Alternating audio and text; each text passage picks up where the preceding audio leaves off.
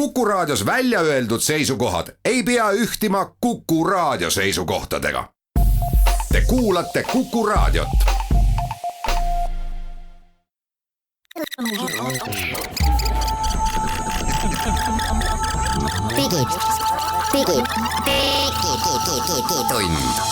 Digitund. Nutikad lahendused ja digitunni toob sinuni Elisa. 17 juuni on käes ja kell on saanud 11 isegi natukene peale, mis tähendab, et digitunni saade on eetris ja täna saatejuhid Gregor Sibold ja Henrik Roonemaa uudisteportaalist geenius.ee. Ning tänased suvised teemad, ütleme kohe, väga vaikne uudiste aeg on, aga on tulnud avalikkuse ette järjekordsed lekked uuest iPhone'ist ja uuest Google Pixelist ja seal on üht-teist huvitavat, millele tasub tähelepanu pöörata. Ja üht-teist huvitavat toimub ka Huawei'ga ning volditavate telefonidega ja üleüldse Huawei'ga seoses ka USA keeluga, nii et sellele me vaatame ka peale ning muid väikseid uudiseid eelmisest nädalast on veel ja saate teise poole pühendame virtuaalreaalsusele ja liitreaalsusele. Meil on külas Rein Sobel, kes igapäevaselt nende küsimustega tegeleb, töötab virtuaalreaalsuse režissöörina, mida iganes see tähendab, laseme tal sellest rääkida ja küsime, et kas VR ja AR on teinud või tegemas kohe mingisugust suurt hüpet, et ka tavaline kasutaja, tavaline tehnoloogiasõber peaks nendele teemadele tähelepanu pöörama. Digitund. No nii, hakkame saatega peale ja enne nädal siis tõi paar huvitavat leket, et uued iPhone'id, korpuse joonised ja nende põhjal siis fännide poolt tehtud sellised 3D-pildid, et milline sügisel ilmub uus iPhone välja peaks nägema. Need on ikka vaikselt nagu tulnud avalikus, et eelmisel nädalal siis hakkas tekkima ka Pixel 4 Google'i telefon ja mis oli huvitav nende juures oli see, et alguses ei suudetud üldse uskuda, et see Google Pixeli nii-öelda lekkinud pilt on päriselt ikkagi Pixeli pilt, sest ta näeb praktiliselt identne välja uue iPhone'iga. Ja hetkel see uus iPhone, mis nagu tulema peaks, näeb välja selline nagu oleks värskelt joonistatud, et tundub, et keegi ei ole veel kustukummiga juurde jõudnud ja ülejäänud jooni maha tõmmanud, mis seal olema ei peaks, ehk siis see üldjoontes näeb nagu iPhone ikka välja, aga siis see ümber keerad, siis taga on selline suur klots, kus sees on 3 väga suurt kaamerat ja ulatub korpusest välja ja põhimõtteliselt kõik need asjad, mis inimesed vahepeal on kurtnud, et iPhone'ide juures on halb, et seal on mingisugune väike kaamera muhk, mis on nüüd veelgi suuremaks muutunud. See on ikka päris suur ja see kaamera muhk ongi, see ei ole enam mitte muhk, on ju, vaid nii iPhone'il kui Pixelil on sellest saanud selline, ma ei tea, postmargi suurune 4-nurkne latakas telefoni taga, mis on tõesti väga suur. Nojah, isesin see, kas see päriselt niimoodi tuleb, ilmselt see hetkel lekkis, seda ilmselt veel natukene kahtlustan, et tuleb, muide.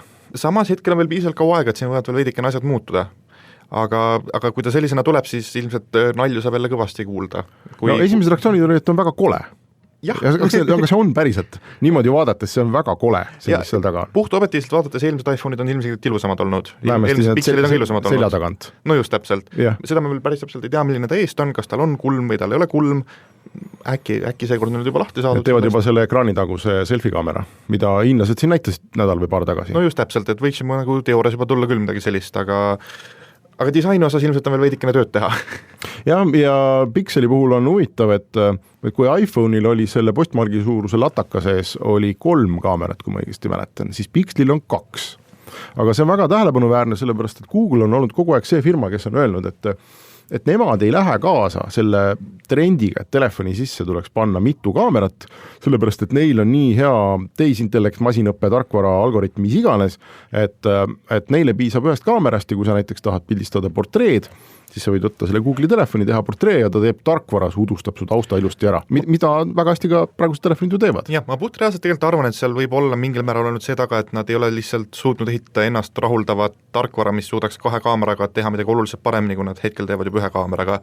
Ilmselt nüüd on siin mitu aastat on selle kallal töötanud, saanud mingisuguse uue koodijupi valmis, mis suudab 2 kaamerat panna nagu ka 2 korda paremini tööle, sellepärast kui neil 1 kaamera on niigi hea, no siis hüppe peab ikka väga mitsikselt olema, mis seal 2 kaameraga tuleb, et inimesed nagu päriselt maksaksid selle eest. Pluss, et siis põhjendus, eks ole, et miks sellest oma pikast loogikast lahti öelda, et meil on 1 kaamera, sellepärast et asjad näevad niimoodi palju paremad välja ja meil ei ole seda latakat, et kui nad nüüd panevad 2, siis seal peab olema mingi hea põhjus. Me võime loota, et nad teevad mingi suure läbimurde, ma ei tea täpselt, mis see olla võiks.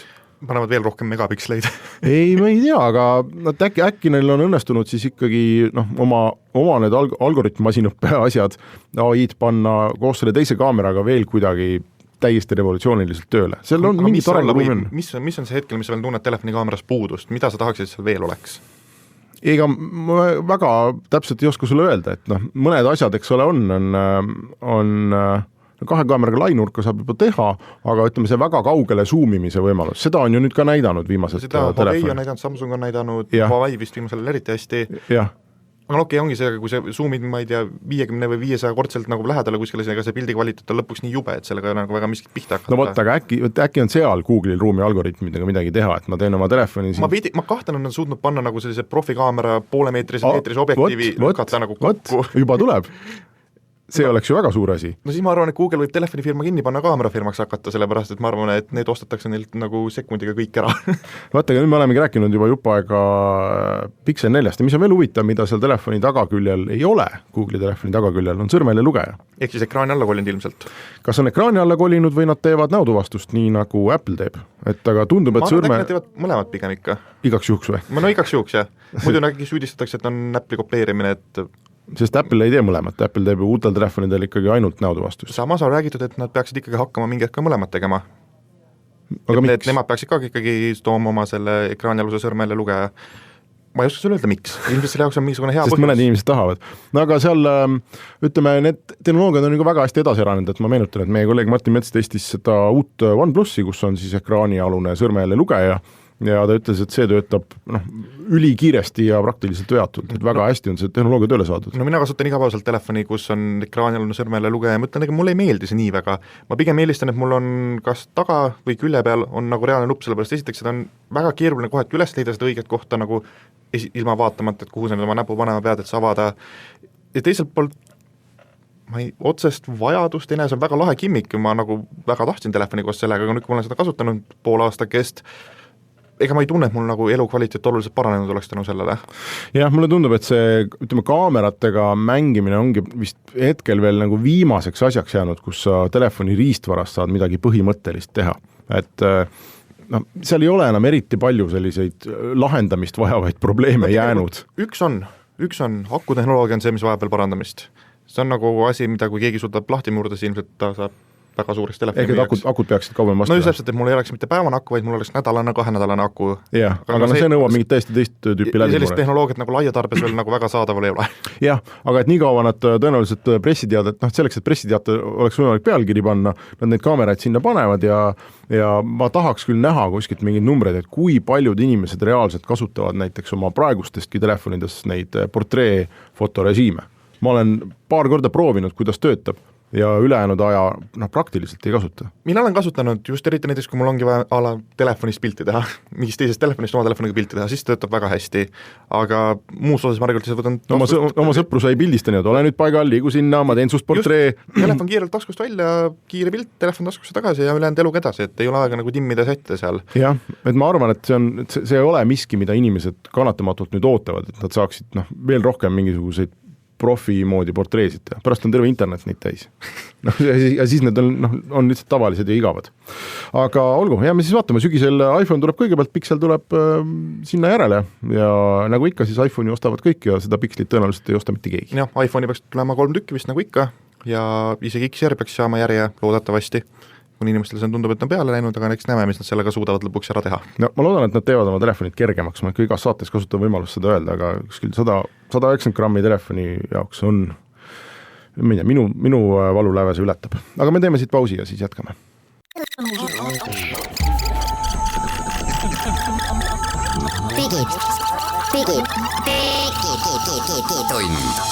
Digitund. Nutikad lahendused ja digitunni toob sinuni Elisa.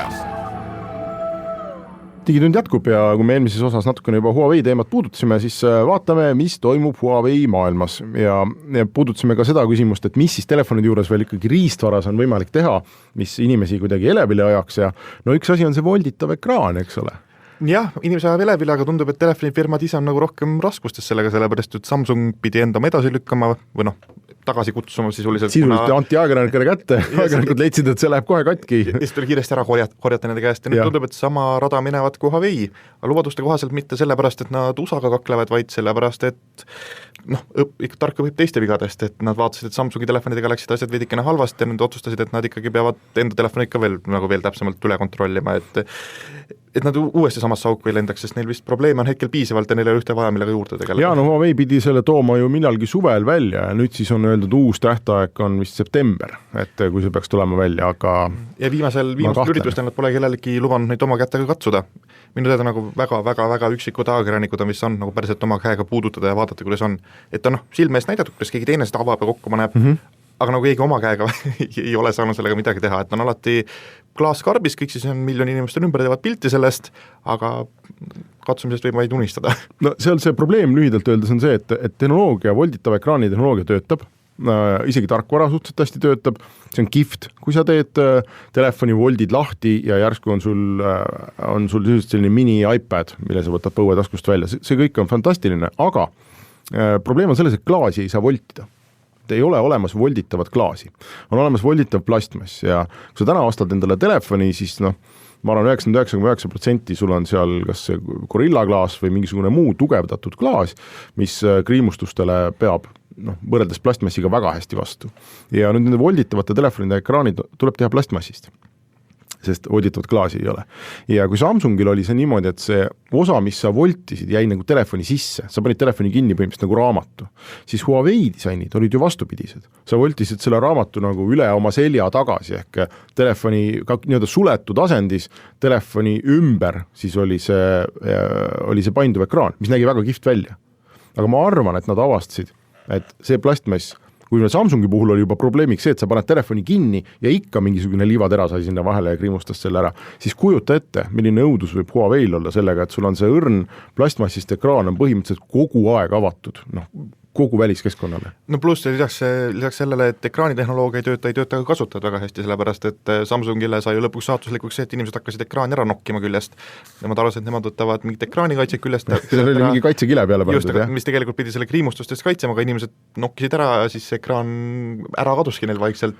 Ja Huaweist veel rääkides, siis täna hommikul tuli uudis, et nad valmistuvad selleks, et nende rahvusvaheline telefoni müük kukub 40-60%. See on ikka väga metsik kukkumine. See on väga metsik kukkumine. Aga samas teiselt poolt nad üritavad Hiinas, mis oli 50% turuosa haarata endale. Nad üritavad siis tasandada seda müüki natukene Hiinas, kus neil nii palju neid selliseid probleeme ei ole. Aga isegi räägitakse siin, et nad vist kavatsevad Honor 20 võib-olla üldse Euroopa turul mitte müüa või vaadata, et kuidas see minema hakkab, et nad peaks tooma selle näiteks Suurbritannias ja Prantsusmaal nüüd kohe 21. juunil müügile ja selle järgi, et kuidas see Honor 20 seal riikides müüma hakkab, otsustatakse, mis temaga üldse teha. Mina lugesin sealt isegi välja selles, et kui nad vaatavad, et ikkagi Suurbritannias ka just eriti hästi müü, nad tõmbavad sellega sealt turult kogu hurraaga välja. Jah, võivad tõmmata igat poolt. Aga ma ei saa sellest loogikast väga hästi aru, kui sa oled juba raha kulutanud, et see sinna viia, turundada, müüjate lõpetada, mis telefon see on ja mis selle kohta rääkida tuleb, siis mis kasu annab, kui sa selle nagu juba müügis oleva telefoni ära tõmbad turult. No siis vähemasti sa ei pea kogu aeg vastama ajakirjanike päringutele, et müüb ju kehvasti on ju. Sul on muid telefone ka? Jaa, aga võib-olla nad tõmbavad kõik tagasi, aga ma ei tea. Selles mõttes, et kas täna keegi läheb ostma Huawei telefoni? Miks peaks? No ta on ju, mis ta on Eesti hetkel teine kõige müüdum bränd? No oli, ma ei tea, meil viimased numbrid ei ole näinud. Viimased numbrid pole veel näidatud, jah. Aga ma julgeksin veidike neelda, et ikka minnakse mingil määral vähemalt. No võib-olla täna saab teha selliseid nagu börsimängurluse otsuseid, et kui sa usud, et Huawei'ga, et Donald Trump võtab Huawei sealt nimekirjast välja ja nendega saab lähemate kuude jooksul kõik korda, siis tasub minna osta kasutatud Huawei telefone, sest nende hinnad on metsikult kukkunud. Aga reaalsus on nüüd tegelikult see, et ükski kaubandussõda ei kesta igavesti ja ilmselt kui see kaubandussõda lõpeb, siis asjad ka mingil määral taastuvad, nad ilmselt võtavad veidikene aega, et Huawei suudaks jälle nagu inimestele nagu usaldusväärsena tunduda, aga ma arvan, et kui see nagu mööda saab, siis kõik muutub jälle nagu tavapärasemaks. No võt näed, sina võid minna panna... Samas ma ei ole väliskaubandusekspert, nii et mis ma sa võid minna panna oma isiklikud mõned tuhanded eurod, ostad eBayst kasutatud Huawei'sid kokku, ootad seda hetke, kui kõik normaliseerub ja telefoni hind läheb üles tagasi, müüd kasuga maha. Selline spekuleerimismoment tekib. Aga hindadest rääkides, siis eelmisel nädalal meie toimetajad avastasid, et PlayStation mis selle nimi on, PlayStation Classic minikonsooli hind on Eestis langenud 30 euro peale ja ta tuli vist 110-ga tuli müüki, ehk ja see ei olnud ju ammu, kui ta tuli müüki, see oli mõned kuud tagasi. Ta tuli mõned kuud tagasi, aga samas ta sai ka väga hoogsalt peksa minu meelest absoluutselt igal pool. Inimestele ei meeldi ta lihtsalt, see tundus, et see on põhimõtteliselt on nagu mälukaart pandud suure kasti sisse.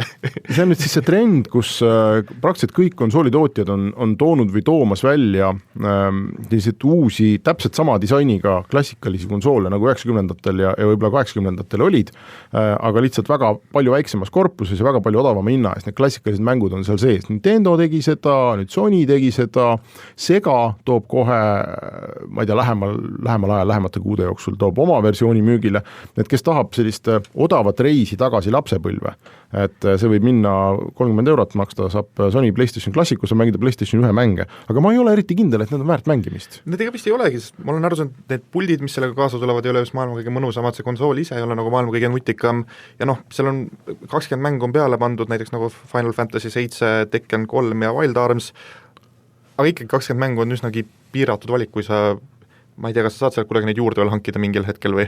Ja ma ei ole ka kursis, aga ma arvan, et lihtsalt üldiselt Nintendo vananeb paremini kui näiteks PlayStation. Nintendo see Mario mulle tundub palju loogilisem osta lihtsalt üks Wii endale kuskilt kasutatuna ja mängida sellega.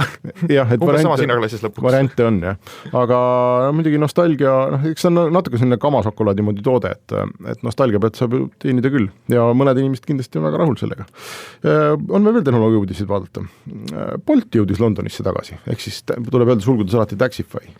Jah, visati välja sealt suure hurraaga ju pärast paar päeva tegutsemist mõned aastad tagasi, mis oli 1,5 aastat, paar aastat tagasi, ja nii kaua on tööd tehtud, üritatud Londoniga läbirääkimisi pidada, et oleks võimalik ikkagi äri nüüd uuesti alustada seal, hakata Uberile konkurentsi pakkuma, aega võttis, aga tundus, et lõpuks asja sai. Et nüüd siin möödunud nädalal anti teada, et nad on tagasi suure hurraaga, pakuvad teenust kõikidele, ja tundub, et äkki asjad võivad paremuse poole minna, siiamaani pole uuesti välja visatud. See Londonis on üks huvitav detail on selle uudise juures, et Londonis käivitus siis Bolt koos äpisisese paanikanupuga. Ma ei ole sellist asja näinud. See paanikanupp on neil minu olnud ka Aafrikas. Võib-olla. Ma ei ole Aafrikas käinud, aga nupu vajutamine siis loob ühenduse politseiga ja saadab sõnumi ööpäevaringselt töötavale klienditoe üksusele ja see peaks toimima mõlema nii juhi kui reisija jaoks.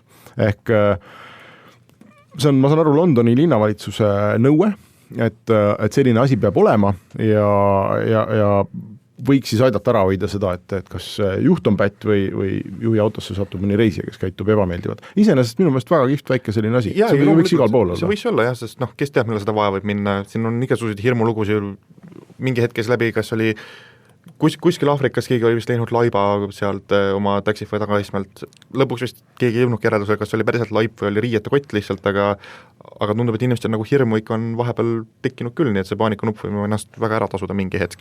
Ma see saate lõppu jätan ühe väikese uudise, nimelt maailma esimene puutetundlike, väidetavalt siis maailma esimene puutetundlike klahvidega klaviatuur on väljas, üks kolleeg käis seda Valgevenes vaatama. See tundub väga huvitav, kui juba klaviatuuri jaoks tehakse pressireis, mis yeah. Nii erilist see on selline, et on täpselt nagu tavaline klaviatuur, seal on klahvid, füüsilised klahvid, eks ole, aga need klahvid on pealt puutetundlikud, nii et kui sa libistad sealt oma sõrmi üle, nii nagu sa näiteks sülearvutil üle puuteplaadi libistad, siis pilt näiteks kerib või sa saad kerida veebileht üles alla. Kas selle jaoks hiirt ei ole juba või? Sul on selle jaoks hiir, aga nüüd sa võid osta ka sellise klaviatuuri umbes 100 euro eest. Ma ei tea, miks see kasulik on, aga ma arvan, et see on üks selline toode, et saab teha. Seetõttu me tegime. No tundub nii. Ühesõnaga, digitunni esimene pool on läbi, lähme väiksele pausile ja siis räägime edasi virtuaalreaalsusest ja eliitreaalsusest.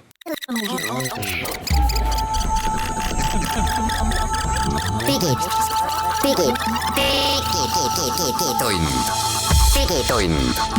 Nutikad lahendused ja digitunni toob sinuni Elisa. Digitunni saade läheb nüüd edasi ja meil on külaline, kelleks on virtuaalreaalsuse režissöör Rein Sobel. Tere, Rein! Tere, Henrik!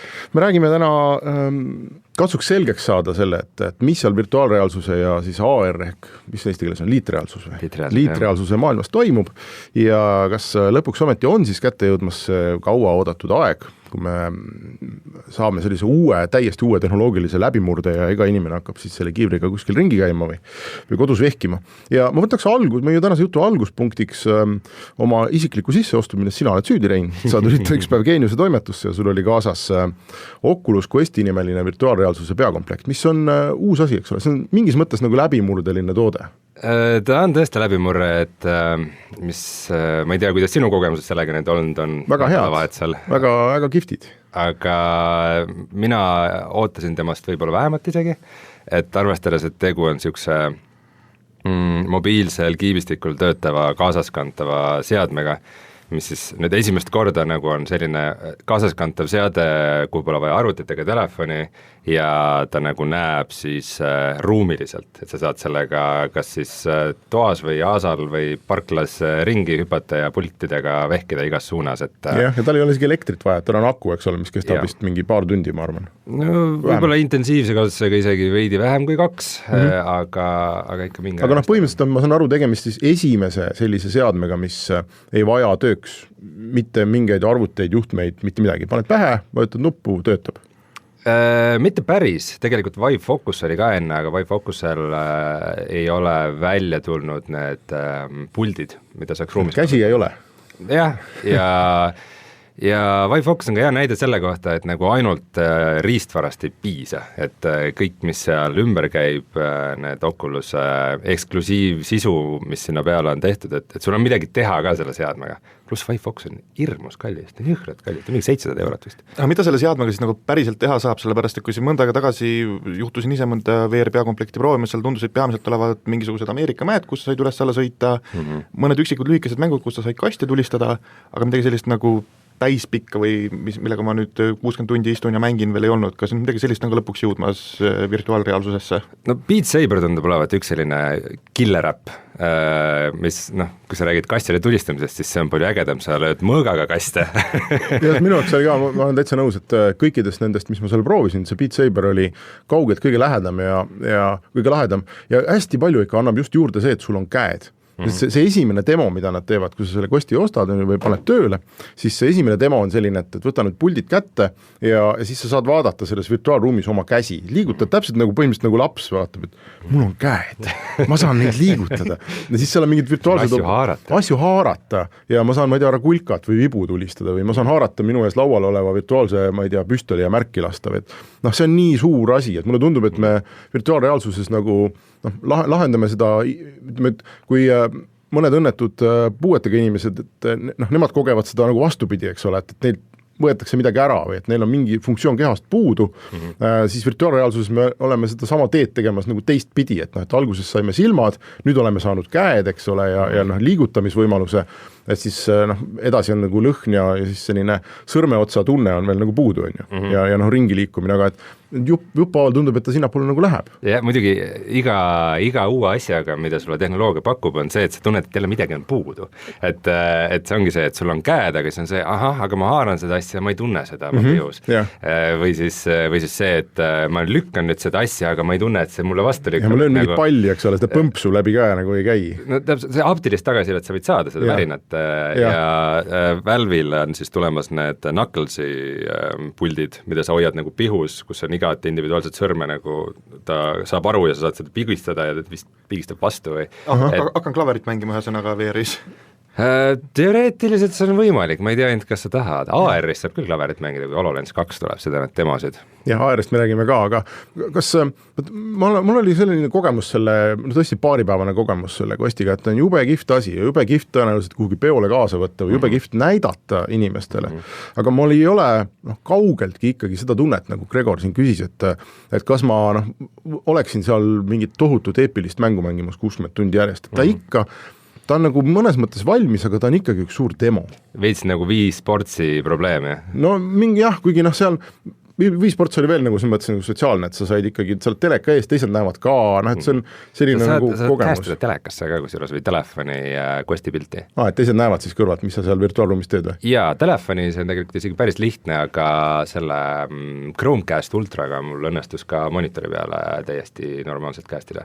Aga noh, see on võib-olla veidi keerulisem tegevus, aga no põhimõtteliselt ma olen sinuga nõus, et ikkagi lõpuks on see sisu see, mis nagu määrab selle, kas seda seadet kasutad või ei, aga see, et te mainite nagu, et selleks, et nagu mingi seade on hea, mingi mänguseade, et siis peab kindlasti vähemalt 60 tundi mingis mängus viibima, et mul on natukene hakanud tekkima tunne, et võib-olla VR-is see nagu ei olegi vajalik, et Beat Saber puhata mängida podcastis valisin selle oma aasta mänguks eelmine aasta, nüüd ta on aasta aega väljas olnud, see on niisugune mäng, mis ma ikkagi hüppan jälle tagasi ja teen mõned raundid ja niisugune hea ajurestartija nagu ja aasta ajaga ma olen seda kokku mänginud, ma vaatasin, Steam näitab 16 tundi. Ei ole eriti palju. Mis nagu võrreldes mõne teise mänguga, kuhu võib kuluda 100 või 1000 tunde isegi inimestel, ma ei mängi kunagi 1000 tundi ühte mängu, aga mis nagu tundub ikka väga vähe, aga sul ei olegi väga rohkem vaja, et no kaua see üks lugu kestab, nagu 5 minutit, et hüppad sisse, saad omal pulsi üles ja nagu sellest piisab. Väike aeroobika on tehtud, jah. Et noh, mitte et nagu iga VR-elamus peab olema aeroobika, aga mul on tunne, et hea VR-elamus on niisugune, mis on nagu lühike, kontsentreeritud, intensiivne ja kus sa kasutad oma keha. Sest et praegu just lõppes E3 ja minu meelest E3 VR-mängude, mis välja kuulutati, on nagu täielik pettumus, et need on kõik põhimõtteliselt nagu tavaekraani mängud, mis on öelda nagu porditud või üle viidud VR-i, et nagu siin on üks tavaline tulistamismäng, siin on üks tavaline stealth-mäng, siin on tavaline mõistetusmäng, et no, miks ma ei või need ekraani taga mängida. Et see, mis VR-i teeb unikaalseks, ma arvan, peaks olema just see, et sa kasutad oma keha nagu igatpidi ja sa oled nagu täiesti füüsiliselt seal sees. Kuidas VR-is multiplayeriga lood on? Mingil hetkel algusaegedel seda just eriti ei olnud, kas asjad on nagu paremaks läinud? Ma saan aru, et CS:GO-d seal veel kahekesi kellegiga mängida ei saa või tiimiga, aga on sinna tekkinud midagi sellist, mis sulle ka, et noh, sa ei istugi üksi kurvalt oma toas kuskil ja ei vaata oma kastikest, vaid et noh, saad ikkagi sotsialiseeruda ka teiste inimestega. CS:GO-st on üks päris lähedane analoog on Pavlov ja Onward on kaks niisugust tulistamismängude niisugust kullastandardit, mis on täiesti mitmikmängus ka mängitavad ja kus mind hävitatakse päris kiiresti, kui ma sinna sisse lähen, et on kindlasti palju inimesi, kes on sinna väga palju tunde ikkagi pannud. Onward tuleb ka Questi peale millalgi, et saab näha, aga ma ütleks, et niisugused koostöömängud töötavad ka ikkagi väga ägedalt VR-is. Aga kas sa usud ise, et see, ma vaatasin müüginumbreid, on ju, et ja ütlesin üldse VR peakomplektide, et need on täna ikkagi üksikutes miljonites aastas, on ju, samal ajal kui näiteks nutitelefone, noh, ei ole õiglane võrdlus, aga ikkagi ma lihtsalt toon numbrite mõttes ära, et müüakse vist kaugelt üle miljardi aastas. Et need ei ole mitte kuidagi võrrelda, me ei saa kuidagi öelda, eks ole, et VR on noh, massides või populaarne, või ta ei ole seda. Et millisena sa näed seda tulevikut? Kas sa ikkagi usud, et me jõuame sinna, et nagu igal inimesel on nutitelefon või nagu väga paljudel on PlayStation, on neil ka see VR kuskil kodus, või see jääbki ikkagi selliseks, et ma olen mingi teenusepakkuja juures, ma ei tea, on mingi mängude salong või ma ei tea, mingi koht, kus on need komplektid ja ma siis käin mängimas. No see põhimõtteliselt on juba juhtunud, et ma ei tea, kuidas teiste linnadega on, Tartus ka kindlasti, aga Tallinn on täis ju virtuaalreaalsuse mänguarkaade, et nagu selles mõttes see on juba juhtunud, et virtuaalreaalsus tõi nii-öelda nagu mängutubade tagasituleku, et see on juba käes ja kui käia igasugustel konverentsidel ja asjadel maailmas VR-iga seoses, siis selline location-based VR on nagu kindlasti üks asi, millest väga palju räägitakse ja mida ma ka ise teen oma päevatöö raames. No muuseumitele, konverentsidele, niisuguseid nagu elamusi, location-based, sul on alati see eelis, et nende nii-öelda nagu setup ja need lisaasjad võivad olla nagu keerulisemad, et sa võid mingi asja peal kõhuli olla ja lennata ringi ja samal ajal tuul puhub sulle näkku ja niisuguseid sotsiaalseid elamusi ka, mis ka mõnes, vähemalt ühes Eesti baaris on sellised olemas, Kristiine keskuses.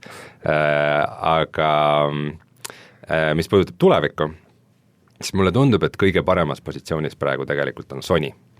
Sest et kui PlayStation VR välja tuli nüüd mõned aastad tagasi, see tundus mulle ikkagi täiesti mõttetu seade, et küll need puldid, mis oli PlayStation Move kontrollerid on mingid 7 aastat vana tehnoloogia, need päris kehvad, pluss kasutaja mugavus, ma lugesin kokku, PlayStation VR-il on 13 kaablit, mis sa pead panema nagu enda ja peaseadme vahele. Või noh, kogu see, mis selle kasti küljest kokku on. Aga nad on suutnud neid müüa üle 4 miljoni ja mis tähendab see, et 100 miljonist PlayStation 4-st siis noh, põhimõtteliselt praeguseks võib-olla juba 5% on nagu olemas, mis tähendab, et nad on suutnud luua olukorra, kus sinna mängude loomine on arendajate jaoks atraktiivne ning nad on suutnud sinna saada nii hea mänguvaramu, et selle ostmine on ka nagu kasutajaks atraktiivne. Pluss nad kulutasid välja, et kui tuleb PlayStation 5, siis see toetab vana PSVR-i, sinu mängud tulevad üle ja millalgi tuleb siis ka PSVR 2. Nii et ma arvan, et kui see juhtub, siis on nagu see hetk, kus seda ma tahan, see peab juba mul kodus olema, praegu mul PlayStation VR-i kodus ei ole, sest mul on Oculus ja Vive ja Oculus Quest nagu sa töötad selles valdkonnas? Ma töötan selles valdkonnas, aga ma ei tunne vajadust, et mul ka nagu mänguentusiastina, et mul nagu see PlayStation VR ilmtingimata peaks olemas olema. Ma olen muidugi ka lollilt oodanud, et mingid asjad nagu Resident Evil 7 või Tetris Effect, et need tuleksid PC peale, aga ei tule. ja ühel hetkel tuleb see ilmselt tankida, aga ma arvan, et siis kui PSVR 2 tuleb, siis me näeme ilmselt nagu tõelist plahvatust. Okei, me teeme siia pausi ja siis jätkame.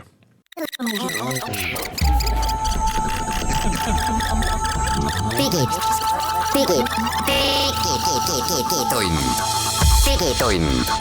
Nutikad lahendused ja digitunni toob sinuni Elisa.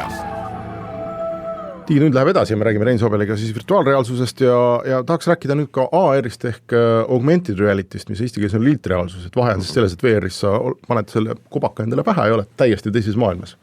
Vaatad seal ringi ja liigutad käsi ja AR peaks siis olema see, mis kuvab seda virtuaalmaailma, pärismaailma peale mingis mõttes. Ja seal on ka mingid huvitavaid arenguid toimunud, eks ole, et Apple, Google mõlemad on väga tugevasti paadis ja viimane uudis, mis ma vaatasin, oli see, et Google'i otsingus on näiteks, kui sa otsid mõnda looma, näiteks tiigrit või hunti, siis ta pakub sulle, kui sul on vastav telefon, ehk siis sisuliselt mõni uuem telefon, siis ta pakub sulle võimalust välja, et aga vaata seda tiigrit nüüd elu suuruses oma toas näiteks. Ja otse Google'i otsingust, midagi installima, midagi tegema ei pea. Kas mitte Google Maps'ile tulnud ka mingi AR-rakendus? Jah, seal on ka, ja mingid sellised asjad ka, aga see on ka, ma ei tea, ma ei suuda kuidagi, ma vaatasin, kõndisin ümber selle tiigri oma elutoas natukene, ta näeb välja ikka selline väga joonistatud, kui see 3D kobakas liigutab vuntse ja aeg-ajalt uriseb, ja me oleme näinud, eks ole, need iPadi ja iPhone'i mängudemosid, et kus sa saad Minecrafti mängida näiteks oma toas, oma diivani laua peal või mingit lossi ehitada, aga seal on see probleem, et kui paljud inimesed tahavad vahtida seda asja niimoodi, et sul on nagu see raske iPad käes ja sa kõnnid ja vaatad iPadist siis oma lauda, et ei ole ka see nagu minu meelest edasi liikunud või sa vaidled? Ma korra täpsustan, see Minecrafti asi ei ole ju veel väljas. Ei ole minu teada, demod on väljas. On näidatud laval kuskil, ütleme. Ja. Talle näidati laval minust juba mingi 5 aastat tagasi, John Carmack teesles entusiasmi seal mingite asjadega, aga vist see suvi tuleb see Minecrafti AR-i asi ka välja, mille kontseptsioon on minu jaoks siiamaani väga segaseks jäänud. No kõik ütlevad, et see AR läheb käima siis, kui meil on täiesti tavalised prillid. Et me need ei ole mingisugused suured 2-kilosed kobakad, ei maksa 2000, see on tavalised prillid ja sinna võimalik kuvada siis nii-öelda virtuaalmaailma, pärismaailma peale. No see ongi, et telefon ringi käia ja maailma läbi telefoni kaamera vaadata on ikkagi suhteliselt tüütu, et ilmselt see kasutaja mugavus või seda frictionit on praegu veidike liiga palju. Aga ma muidugi toon alati selle võrdluse, et kui sult küsida mingisugune keeruline arvutustehe või mingi spetsiifiline fakt või teekonda kuhugi, siis sa ikka vaatad seda ilmselt oma telefonist.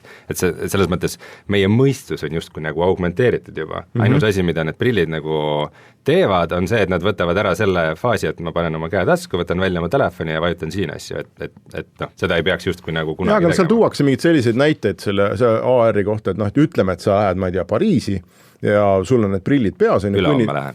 No võt näed, siis paned, sul on oma tavalised prillid või lätsed või ma ei tea, mis iganes, sul on kõnni mööda tänavat ringi, eks ole, ja siis näiteks, ma ei tea, kohviku kohal hõljub siis TripAdvisori hinnang. Vaatad lihtsalt või ma ei tea, Gregor tuleb tänaval vastu. Kes jaksab kanda mingisuguseid kilosid prille peas? Vaata, kui need on tavalised, need ongi nagu, need ei erine millegi poolest sinu Google Glassiga üritati seda teha ju. Kõik teavad, kuidas sellega läks. Aga seda ma nagu isegi natukene usun. Google Glass oli nüüd tegelikult vist 8 aastat tagasi või? Ja need kõik on väga, ma vaatasin, ma esimese Oculus'e ostsin 2013. mis on hakkab ka 7 aastat saama. ja see oli DevKit, see ei olnud ametlik. jah, aga et kas sa usud seda, et me seda AR-i prilli võlumaailma üldse lähema, ma ei tea, 3-4 aasta jooksul näeme. Hetkel ma ütlen, olles tehnoloogia uudistega igapäevaselt kursis, mitte kusagilt sellist asja ei paista. No vaat, ma arvan, et praegu see tehnoloogia ei ole veel valmis. VR-i kohta võib öelda see, et ta on valmis, ta on poelettidel, sa võid minna praegu poodi ja osta ühed VR-prillid. AR-iga on see, et et sa saad läbi telefoni nagu asju teha, aga et kui need peaseadmed lähevad piisavalt kergeks, piisavalt mugavaks, piisavalt odavaks, siis ilmselt mingi hetk see murrang toimub, aga need murrangud on alati nagu õigete asjade kombinatsioon õigel hetkel, eks. Et kas nüüd Apple sellega hakkama saab, kui nad oma AR-prillidega tulevad, mis on avalik saladus, et neid toodavad, minu arust mingi paarsada inimest töötavad selle peal juba mitu aastat, eks Tim Cook ise ei ole isegi kinnitanud. Ei mingid vihjed käivad kogu aeg või mingid jutud, aga No 2020 on see, mis nad on nagu sihtmärgiks võtnud, aga ega nad ei ole nagu seda ametlikult nagu niimoodi välja kuulutanud. Apple'i teemal saab kohe jätkata ka sellega, et kui Henrik, sa mainisid, et sa ei taha, et sa mingil hetkel võib-olla saad käia mööda Pariisi ja vaadata TripAdvisori reitingut, siis tegelikult Apple on juba mingil määral selle AR-i nagu rakendanud nagu ka kasutatavalt, pean silmas siin seda iPhone'ide Measure appi, mis mõõdulinti, ja mis töötab nagu väga-väga pädevalt, mul oli vaja ükskord osta riiul, siis ma käisin, mõõtsin oma toa seinu üle, sellega vaatasin, igaks juhuks mõõtsin mõõdulindiga üle, et et äkki ikkagi valetab ja ei saa usaldada sellist asja kohe, aga täiesti perfektne, sellest ajast alates nagu saab suhteliselt ikka igapäevaselt kasutada, kui on vaadata, kui suur mingi asi on, kui suur on A4 leht, kui ei viitsi guugeldada. Seal seda potentsiaali on, eks ole, et kui ma oleks täna mööblikaupmees, et siis ma võib-olla väga tõsiselt mõtleks selle peale, et mu diivanid oleks ilusti mingis äpis olemas, et inimene läheb oma koju, vaatab, et kuidas jääb. IKEA vist investeeris sellesse väga varakult, aga ma ei tea, kui hästi neil läheb sellega. Me korra proovisime, oli nagu, aga ei ole ka. VR-rakendus, mida ma reaalselt ei saanud töölegi. et ühesõnaga, saate lõpuks me ütleme, et töö käib, ma saan aru, jah? No AR... Aga läbimurret... Kui ma nüüd korraks olen evangelist, nagu alguses üritasin mulle evangelisti tiitlit pakkuda, et siis AR nagu võib selles mõttes olla ühel hetkel läbimurre, et nagu internet, nii nagu me seda teame, et me jõuame internetti läbi nelinurkse ekraani, et see tuleb sulle pähe. Et sul on nagu kogu maailma informatsioon kogu aeg kättesaadav igas hetkes, kogu aeg ilma tegemata rohkem kui sõrmenips, see loomulikult see tuleb, kuidas see saab tulemata jääda, et see kindlasti tuleb ja muudab meie elusid, aga kui kiiresti ja kes selle läbimurde põhjustab, et see on kõik veel veidikene segane. Nii, sellega me saame oma saate siis lõpetada. Igatahes Oculus Questi mängusõpradele mina julgen soovitada. Ta hinnapunkt on kuskil umbes 500 eurot vist või? See USA hind on $400, aga eks ta mina ostsin Saksa Amazonist näiteks ja tuli ilusti kohale mõne päevaga ja täitsa töötab, et ei olnud mingit probleemi. Nii et kes soovib midagi uut proovida, see mulje on ikka väga kihvt tegelikult. Paned selle pähe ja lihtsalt nagu sa oledki täiesti teises maailmas. Väga lihtne on meie aju ära petta, uskumatult lihtne. Et sa tead, et see ei ole päris, aga see näeb väga päris välja. Igatahes, digitund on tänaseks läbi, aitäh kõigile ja kohtume nädala aja pärast. Digitund. Nutikad lahendused ja digitunni toob sinuni Elisa.